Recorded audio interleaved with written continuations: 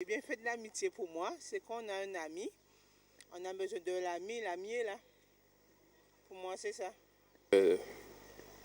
Bon, l'amitié peut porter en l'habitant, dans la mesure où là, on est bons amis, on peut avoir bons conseils, et en même temps, on peut apprendre de erreurs à eux pour avancer.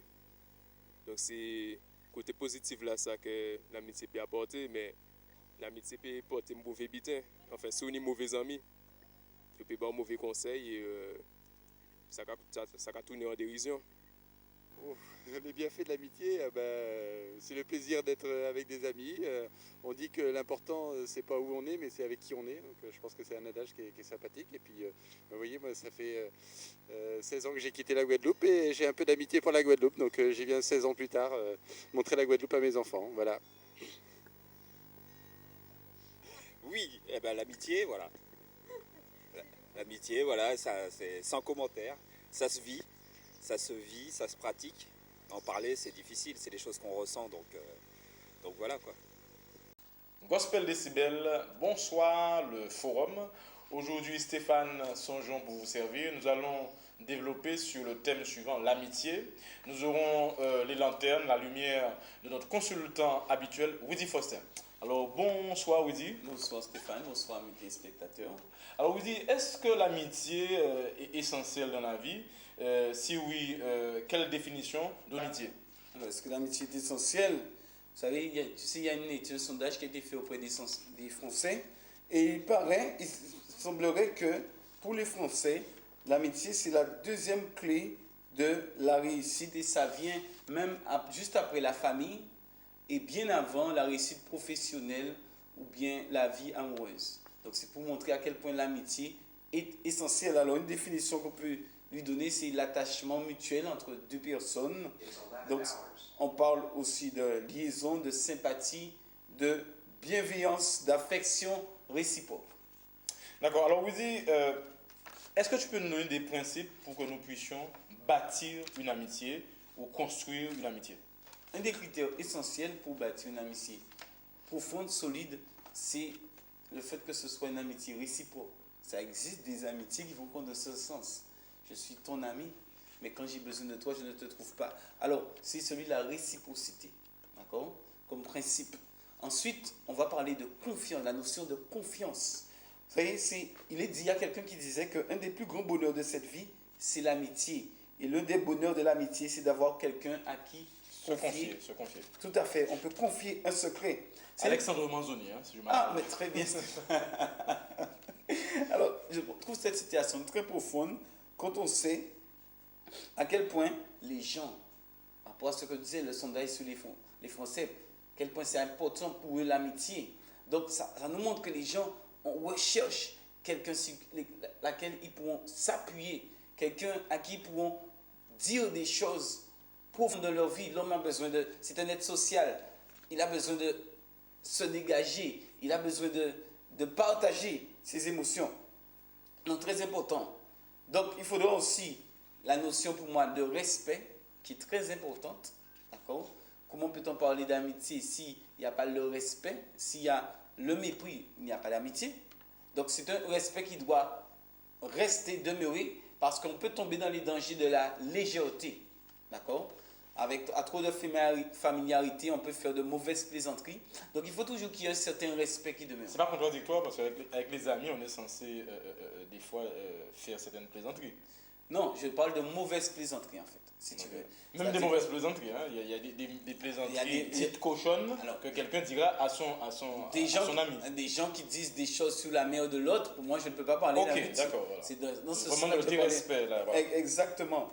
Alors, il faut aussi un principe très important, celui de l'amour désintéressé. C'est vraiment important de savoir que l'amitié que je te porte fait que j'ai un amour où je suis prêt à me donner pour toi, d'accord, sans avoir un intérêt en retour. Savoir que parce que je fais ça pour toi cette fois-ci, la prochaine fois tu vas... le retour. Voilà, exactement. Tu vas me remettre l'appareil. Non, il faut qu'il y ait cet amour désintéressé. C'est un partage, d'accord? Alors, ce sont des principes de base pour moi pour une amitié profonde. Parce que faut savoir que toutes les amitiés n'ont pas la même intensité ni la même qualité. Et c'est pour ça que tu me posais la question, est-ce qu'il existe différents niveaux d'amitié? Alors, j'allais te devancer, j'allais te poser la question, mais tu as ressenti ma question. Tout ça, ce sont des principes de base pour une amitié profonde, parce que toutes les amitiés n'ont pas la même intensité ni la même qualité. Alors, Wizi, alors, est-ce qu'on n'a pas oublié quelque chose? C'est vraiment une question, c'est toi le consultant, bien sûr, on n'oublie pas. Alors, est-ce qu'on ne parlera pas de temps pour construire l'amitié, le temps d'observation, avant de mettre tous ces principes? Ou est-ce que c'est un principe qu'il faut ajouter tout De toute manière, une amitié solide prend toujours du temps. Alors, c'est bien de me rappeler cette notion. Alors, je fais allusion au danger dans l'amitié.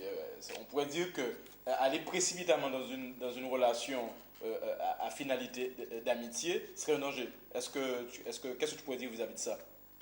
Pour moi, c'est pas bâtir. C'est comme quelqu'un qui bâtit une relation amoureuse pour la vie sur un coup de foudre. D'accord? C'est-à-dire qu'on a le coup de foudre aujourd'hui, on se marie demain. Non, ça c'est un danger. Alors, on choisit, on ne se marie pas sur un coup de foudre, alors ça voudrait dire qu'on ne choisit pas un ami par coup de foudre. Il faut prendre le temps de le choisir. Ah oui, je l'avais jamais entendu celle-là. Choisir un ami par coup de foudre. Non, voilà, mais je dis que prendre le temps, analyser, voir si cette personne, dans le temps, pourra être un ami ou restera un ami. Tout à fait. D'accord, alors Wizi, est-ce qu'on pourrait dire qu'il y a plusieurs niveaux d'amitié? Est-ce qu'on pourrait parler même de progression de l'amitié? Ah oui, tout à fait, Stéphane, tout à fait. On pourrait dire qu'un premier niveau serait le niveau d'utilité. C'est-à-dire que des relations d'utilité selon laquelle je te rendis service, tu me rends service. Souvent on dit, j'ai un ami qui travaille à la poste. En fait, c'est tout simplement qu'on a besoin qu'il fasse un dossier avancé pour nous, etc. J'ai un ami qui travaille à l'EDF. Voilà. Comme ça, il va me permettre qu'on ne coupe pas mon électricité quand j'aurai une facture impayée. Bon, ça c'est juste on se rend des services comme ça. On a tous de nombreux amis sur lesquels on peut compter pour des services réciproques. Mais il existe un deuxième niveau d'amitié, et pour moi c'est là qu'on rentre vraiment dans l'amitié, parce que souvent ce mot est mal utilisé de nos jours. C'est le fait d'être présent l'un pour l'autre. Ce niveau, il y a un agrément entre nous. Le fait de pouvoir partager de bons moments et surtout être là dans les difficultés. La Bible dit en Proverbe 17, verset 17, l'ami aime en tout temps et dans le malheur, il se montre un frère. Donc c'est une notion très importante. C'est une relation intime, affectueuse, qui est plaisante et qui est fondée vraiment sur la confiance, sur le soutien, sur l'agrément, sur ces principes dont on parlait tout à l'heure. Alors, continue. Ça c'est un deuxième. Je ne sais pas si tu continue. Parce qu'il y a un autre niveau qui est extrêmement rare. Et ça, ce niveau, on le trouve, c'est le fait l'apothéose, on pourrait dire, non? Voilà, exactement. C'est le fait de ce niveau où on chemine ensemble vers la sagesse et le cheminement spirituel. Ça, ce sont des amitiés vraiment que Dieu lui-même a créées de manière à pouvoir progresser dans une relation avec Dieu.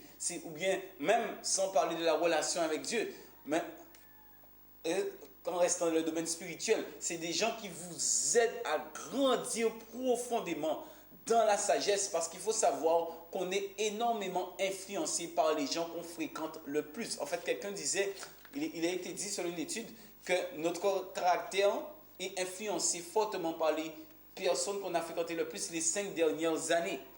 La Bible dit, fréquente des sages, tu deviendras plus sage. Donc ce sont des amitiés où vraiment il y a très profondes, d'accord, et qui sont plus rares, ce genre d'amitié. D'accord, alors c'est une amitié qui ne va pas chercher un amour par intérêt, si on peut synthétiser, qui ne va pas chercher à nous caresser dans le sens du poil, exactement, mais qui va nous tirer les oreilles quand il faut pour que nous puissions aller plus loin. Voilà, c'est surtout une amitié que Dieu met quelqu'un à côté de toi, vous êtes 2-3 amis, ensemble, vous vous approchez de Dieu ensemble, vous vous reprenez les uns les autres sans vergogne, d'accord? Comme tu dis, on ne caresse pas dans le sens du poil. Il y a beaucoup d'amitiés qui sont basées sur la flatterie, d'accord? Non, là, on se dit les vérités, même si elles peuvent faire mal. Alors, ça fait allusion un peu à l'amour. Hein. On a dit que l'amitié, c'est l'amour. Je pense à ce terme grec qu'on utilise très souvent, l'amour agapé. Effectivement, l'amour désintéressé. Alors, cette amitié, c'est une amitié qui a pour colonne principale l'amour agapé, qui cherche... Exactement. Je pense que cet amour est déjà arrivé à ce stade de l'amour agapé qui est le plus grand niveau de l'amour. D'accord, alors l'apothéose de l'amour. D'accord, dernier niveau. Alors, Woody, c'est vrai qu'on a un peu piétiné sur cette question déjà. La question, quels sont les dangers de l'amour? Alors, tu parlais de l'amour par flatterie, on pourra dire que... Danger de l'amitié, tu veux dire? Pardon, de l'amitié, merci. On parlait que l'amitié, des fois, on est amené à flatter un individu juste par intérêt. Alors, quel d'autres dangers pourrais-tu nous indiquer à éviter dans une relation d'amitié? Oui, alors c'est vrai que surtout on est dans une société où il y a beaucoup d'abus, on entend parler d'insécurité, on entend parler de méfiance. Donc tout ça, ce sont des dangers pour une relation amicale. Donc, je parle, lorsqu'on a une amitié avec quelqu'un, un des plus grands dangers, c'est la trahison. Le fait de trahir un secret. La personne peut vous confier quelque chose de très grave qui s'est passé dans sa vie, allez le répéter à quelqu'un d'autre. Ou le fait d'une trahison dans le sens où commettre quelque chose ou faire quelque chose à quelqu'un alors qu'on sait que cette personne nous a donné sa confiance. Elle nous a donné son cœur. Ça veut dire que si on lui dit, il y a quelqu'un qui a fait tel acte à ton sujet, on ne va jamais penser à cette personne. Ça, c'est une autre trahison même, je l'appelle. J'appelle cela. Ça, c'est un grand danger. Il y a le fait aussi, je parlais tout à l'heure de légèreté, je veux reprendre dessus. C'est parce qu'on est amis qu'on doit être léger l'un vis-à-vis de l'autre. Il doit toujours avoir un certain respect. D'accord? Savoir respecter le rang de l'autre. Je donne l'exemple. On voit David et Jonathan, qui avaient une amitié forte dans la Bible, ils ont même fait alliance. David respectait Jonathan comme étant le fils du roi, donc c'était son autorité. En même temps, Jonathan honorait David parce qu'il savait que Dieu avait choisi David comme étant le futur roi. Et ça n'a pas remis en cause leur amitié. Et il savait honorer David, même vis-à-vis contre la vie de son père. Alors, un exemple